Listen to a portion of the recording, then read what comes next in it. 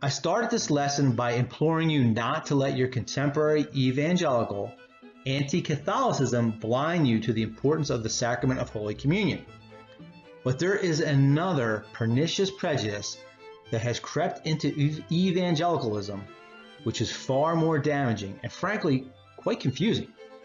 I can at least understand the anti-Catholic sentiment because, well, so much of their theology actually is wrong and damaging. But what really boggles my mind is the overt hostility from many who claim to be evangelicals towards Reformed theology. This is ironic because the title evangelical was coined in the 16th century to describe Reformation Protestants, because they abandoned tradition to embrace the good news of Scripture alone. The Greek evangelion literally means good news, aka the gospel. So those who spread the gospel were called evangelicals. A huge part of that gospel is the doctrines of grace and the good news that God is in control of all things and that Christ knows his sheep and will not lose a single one. This is the very essence of Christianity. If you lose it, you lose the gospel. Despite that, you have open theists who prefer to worship their own free will instead of the God of Scripture.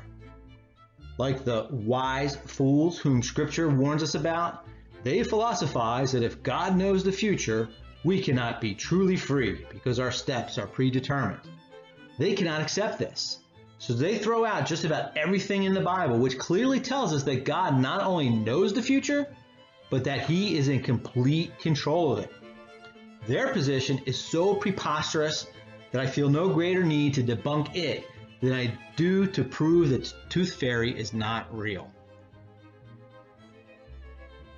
That said, at least the open theists are internally and logically consistent with their own philosophy, despite being completely at odds with what the Bible clearly states.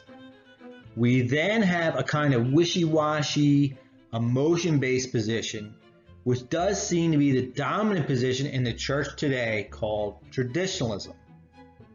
It is understandable that it is the pervasive position because our culture as a whole is illiterate, especially in regard to Scripture, and irrational, opting to intuitively feel their opinions instead of investigating truth. These groups know that God's foreknowledge and prophesying the future is inescapable, but they limit God's foreknowledge to just knowing what will happen, not controlling it.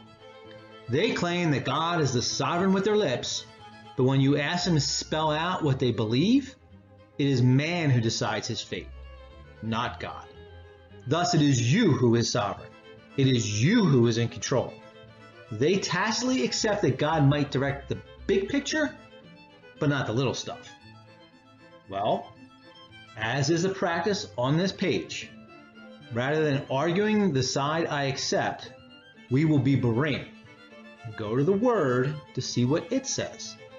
Let us read the first paragraph again and decide. Is God oblivious to the future?